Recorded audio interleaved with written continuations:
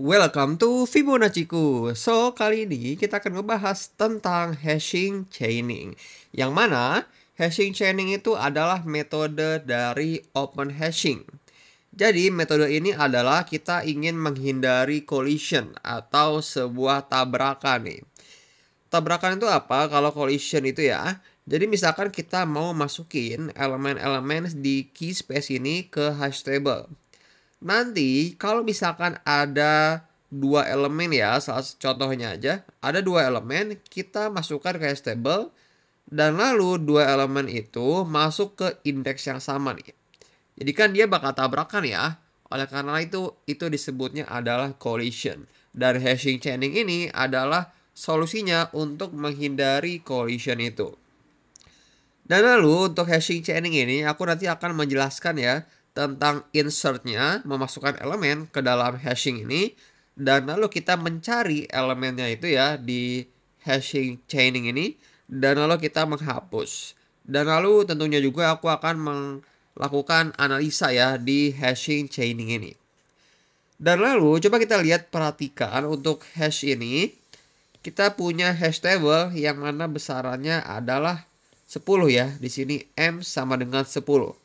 Coba kita buat dulu fungsi hashingnya ya untuk di hashing chaining ini. Karena kita tahu besarannya adalah 10 ya. Maka di sini fungsi hashingnya bisa kita tulis adalah sama dengan X modulo 10. Karena di sini besaran hash table-nya adalah 10 ya. Maka di sini modulo 10. Dan lalu coba kita langsung aja insert elemennya ya yang ada di key space ini. Kita masukkan ke hash table.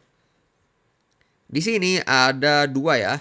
2 modulo 10 sama dengan 2 ya. Maka 2 ini kita masukin ke indeks 2. Perhatikan, karena di sini kita memakai chaining, kita sebenarnya nggak masukin di bagian sini, tapi kita taruh di linked list. Jadi di sini kita akan buat notes ya, yang mana dia adalah linked list sebenarnya, dan kita taruh 2 di sini. Jadi sebenarnya di hashing chaining ini, si hash table ini adalah sebuah array pointer. Karena di sini si indeks 2 dia ngepoint nih, dia ngepointer ke linked list ini.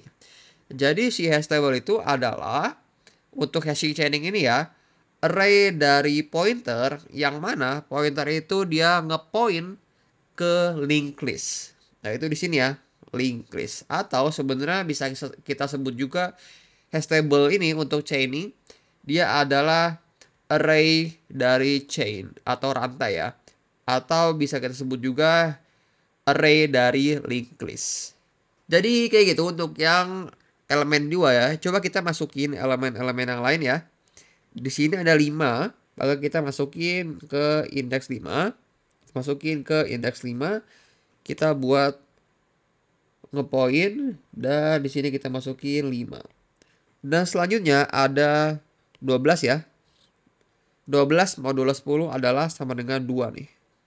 Dia ke indeks 2 sama. Maka di sini kita lihat ya.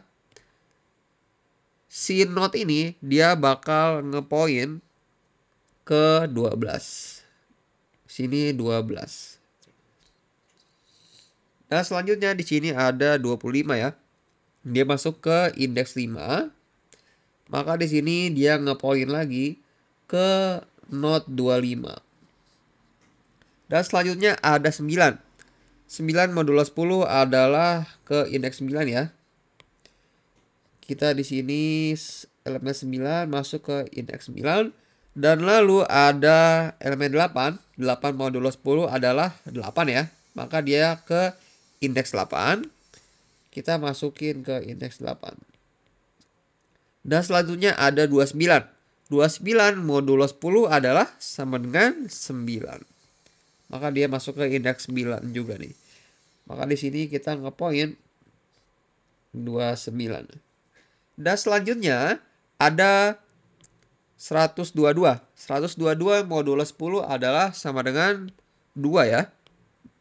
Masuk ke indeks 2. Maka di sini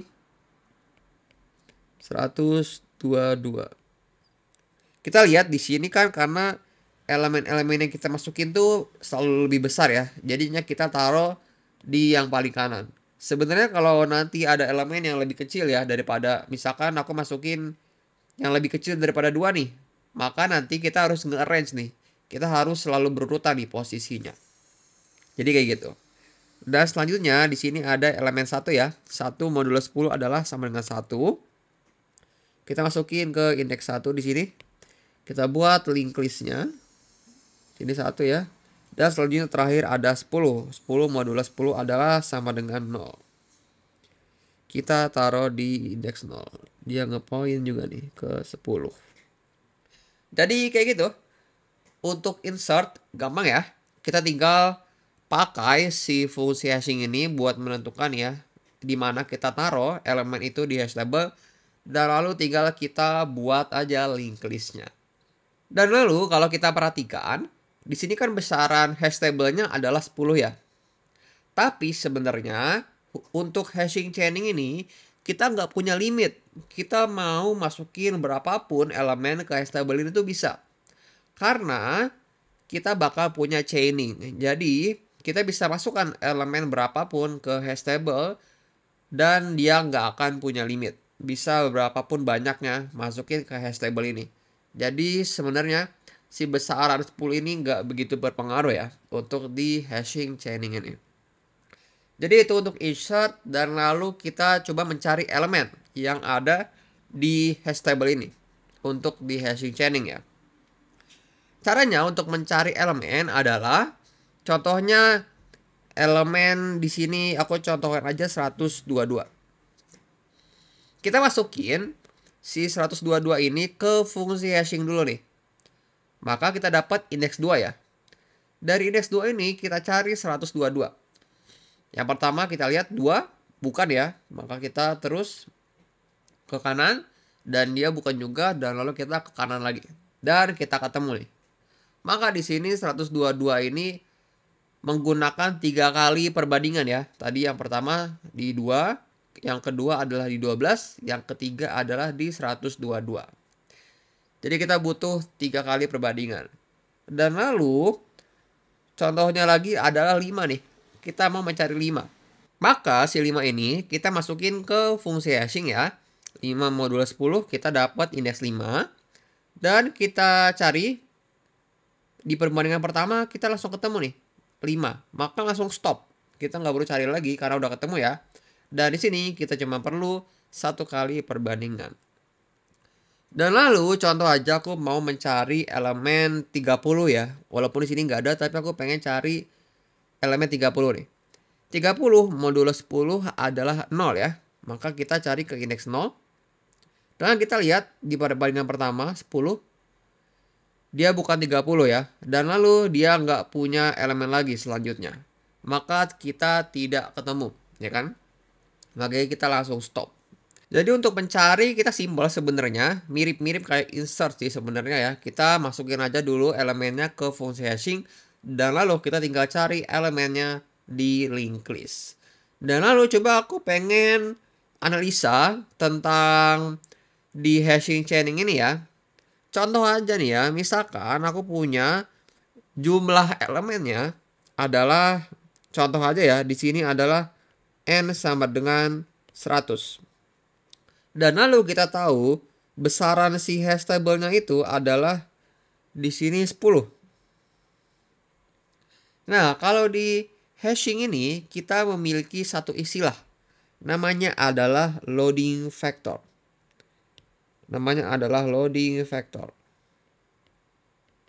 Dan loading factor ini biasanya kita tulis dengan lambang lambda atau alpha. Jadi kita tulis alpha. Dan loading factor ini kalau di hashing adalah sama dengan n dibagi size. Atau dalam kasus ini ya, dia adalah sama dengan 10. Kalau kamu perhatikan, di data struktur yang lain, biasanya kita hanya perlu memakai jumlah n-nya, jumlah elemen, dalam mencari kompleksitas, ya kan? Tapi di hashing ini unik. Kita perlu loading factor untuk menentukan kompleksitasnya.